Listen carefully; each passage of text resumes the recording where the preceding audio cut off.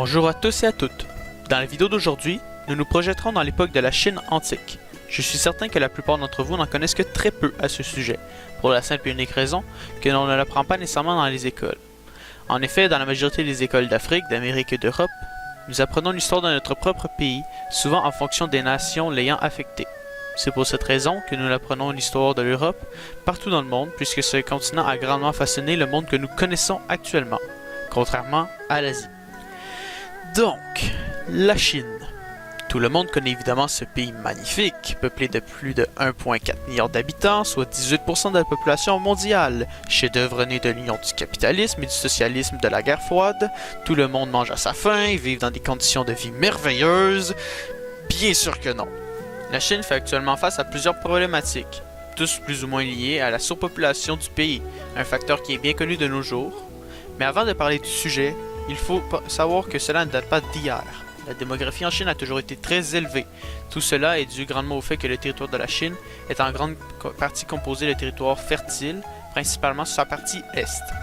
La raison de sa fertilité est grandement attribuable à la très grande quantité des cours d'eau potables, qui de nos jours ne sont plus nécessairement, qui les traversent ou les traversaient, provenant majoritairement de la fonte des glaciers du plateau tibétain. Le Tibet, un territoire qui formait anciennement un pays, mais qui depuis l'annexion de la Chine dans les années 1900, cette dernière voulait s'assurer le contrôle des grandes ressources d'eau potable de la région, et donc la base aussi des cours d'eau qui alimentaient ces terres. Je pourrais même ajouter que, depuis cette annexion, un grand conflit diplomatique fait rage entre la Chine et son voisin surpeuplé, l'Inde, qui s'avère aussi à être en partie dépendant des courants d'eau en provenance des chaînes de montagnes les séparant. Mais tout cela, nous le verrons dans un autre épisode.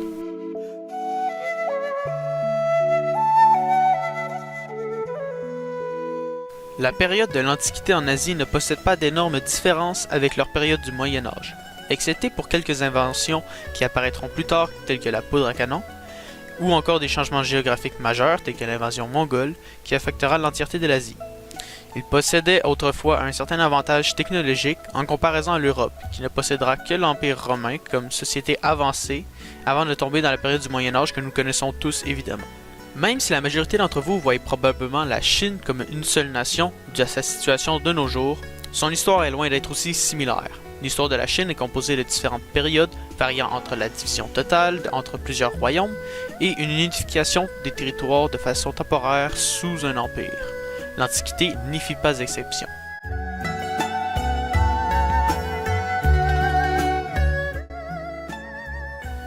Pendant cette période, la population de la Chine se comptait déjà par plusieurs millions d'habitants.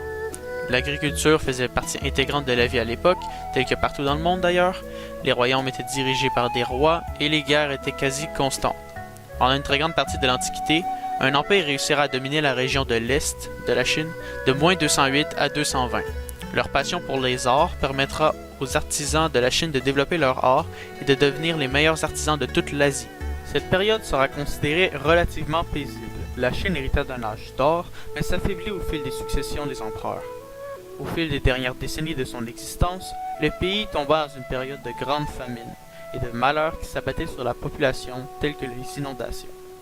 Les dirigeants, tous aussi corrompus les uns que les autres, augmenteront les taxes au fil des années, et les eunuques, soit les ministres et les serviteurs de l'empereur, se mirent à utiliser l'argent impérial à leur propre fin.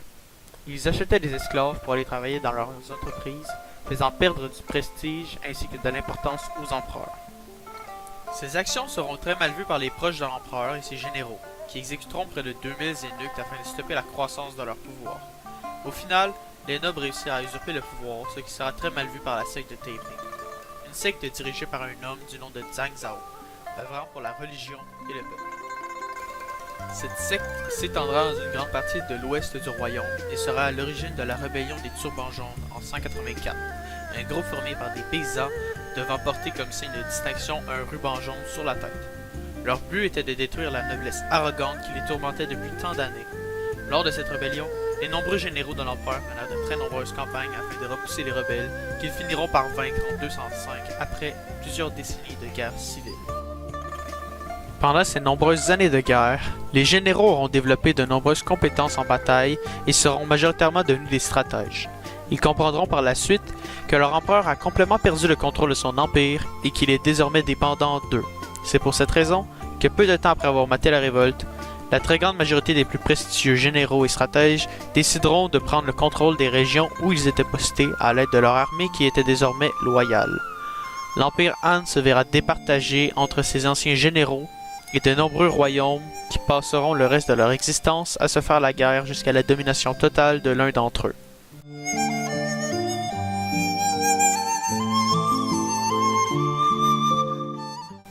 Peu de temps après la sécession, en 206, le royaume Wu, l'un des plus puissants royaumes, était dirigé par Sun Jian, de la dynastie des Sun, les héritiers du grand stratège qui s'opposa à l'empereur en période de pré-conflit, Sun Tzu, qui est aussi l'auteur de l'art de la guerre. Sun Jian parviendra à conquérir les territoires d'extrême-est, étant encore sous le contrôle de l'empereur, Liu Bao, des Han grâce au stratège du nom de Zhu Yu. Liu Biao, donc l'empereur, sera forcé de fuir et trouvera refuge chez un autre royaume dont le roi semblait vouloir mettre de nouveau les Han sur le trône, créant donc un nouveau royaume pro-Han du nom de Chu, qui possédera la majeure partie des terres à l'ouest de la Chine. Le dirigeant des Chu sera Liu Bei, un grand guerrier de l'époque, et nommera comme premier ministre Zhuge Liang, l'un des plus grands stratèges de l'époque. Les Wu, détestant par-dessus tout la dynastie des Han, déclarera la guerre aux Shu afin d'exécuter l'empereur que ces derniers avaient osé prendre sur leur tutelle. Pendant ce temps, après de nombreuses conquêtes, seuls deux royaumes du Nord existaient encore. Le Wei, dirigé par les Xian Cao de la dynastie des Cao, dont le premier ministre sera Sima Yi, et le chef de la guerre Cao Cao. Le second royaume du Nord, dirigé par Yang Chao, possédait la majeure partie des plaines peuplées du Nord, mais faisait face à un grand nombre de révoltes et de conflits familiaux. Cao Cao, au cours de l'année 207, profitera de cette faiblesse pour lui déclarer la guerre et prendre le contrôle de tout le territoire nord de la Chine.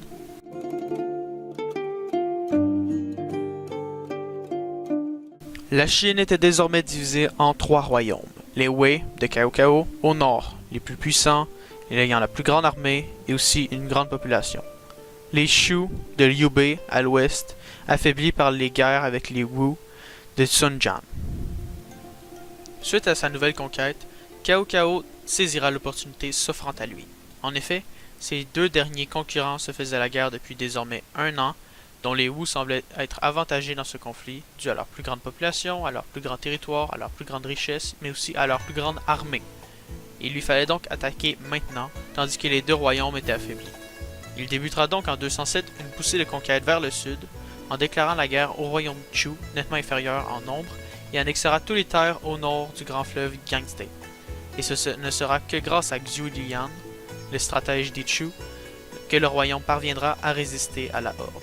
Cao Cao déclarera la guerre au royaume Wu avant même d'avoir fini la guerre avec les Chu, et s'appropriera la totalité des terres au nord du grand fleuve. Les deux royaumes du sud comprendront qu'ils n'avaient d'autre choix que de s'allier, malgré leurs différends, afin de combattre les hordes Wei. Sun Quan, un nouveau dirigeant des Wu, hésita grandement entre la reddition et la guerre, voyant la puissance de l'armée du Nord massacrer son royaume pièce par pièce. Il finit par continuer les combats, incité par son stratège Zhu Yu, lui-même manipulé par Zhuge Liang. Ce dernier leur avait fait croire que Cao Cao souhaitait s'approprier leurs femmes, tel un barbare sans honneur.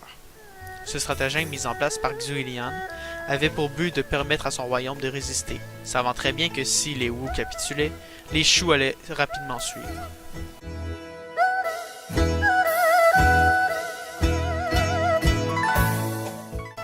Mêmes alliés, les deux royaumes ne possédaient pas une puissance égalant celle du Nord.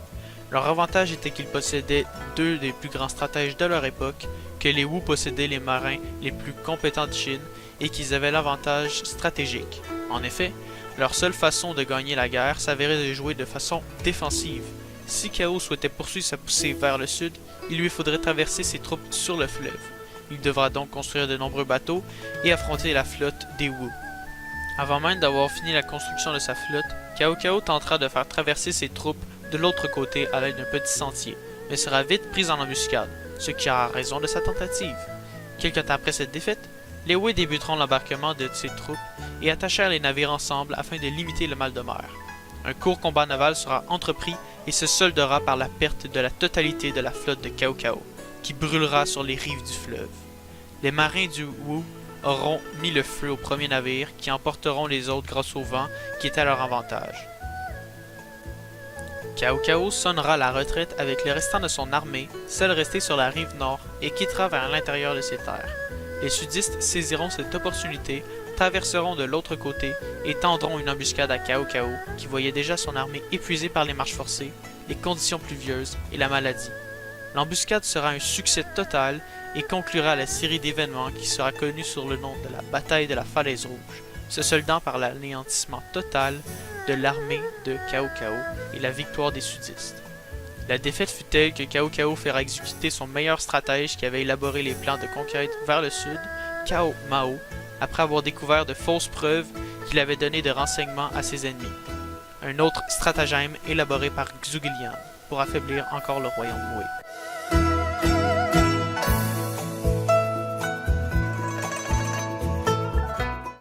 Suite à ces événements, les deux royaumes du sud en profiteront pour reprendre leur territoire au nord, mais les Wu, confiants en leur capacité, étant les principaux acteurs de la défaite Wei lors de la bataille de la Falaise Rouge, en profiteront pour déclarer de nouveau la guerre aux Chu, plongeant de nouveau les trois royaumes dans une guerre totale qui perdura jusqu'en 217. Au cours de cette période, les grands acteurs du conflit périront, soit par bataille, donc la guerre, ou encore par vieillesse, laissant place à des remplaçants fourbes et malfaisants souhaitant s'accaparer le pouvoir total. Sima Yi, premier ministre de la Chine Wei, ainsi que le dernier des acteurs depuis le début du conflit, usurpera le pouvoir de la dynastie des Cao afin de prendre le contrôle du royaume Wei. Il continuera la guerre contre les autres royaumes du sud jusqu'à sa mort en 251. Il sera l'acteur qui mettra fin au royaume Chu, qui capitulera finalement en 220, mettant définitivement un terme à l'époque des Han, suite à la capture du dernier empereur de cette dynastie. Sima Yi créera la dynastie des Jin, de laquelle sa famille sera associée et lèguera son héritage à son fils, qui proclamera l'Empire Jin en 265, suite à la capitulation du royaume des Wu. J'espère que cette vidéo vous aura plu et que vous aurez appris le minimum sur la période des trois royaumes de Chine. Je vous incite et vous remercie d'avance pour laisser des likes et des commentaires. À la prochaine!